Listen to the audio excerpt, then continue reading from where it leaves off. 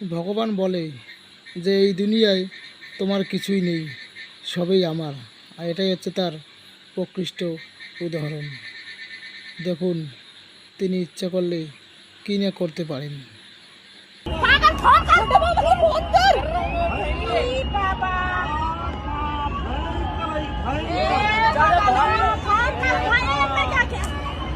अरे बह गया, ये मेरी माँ जो ले, ये मेरी माँ जो लो, छोटे बाबू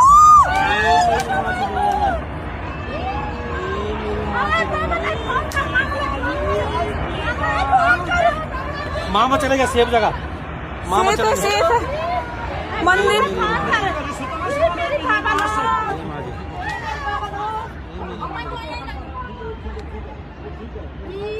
मैं बोलने लगी हूँ कि फोन कर तो वही अपना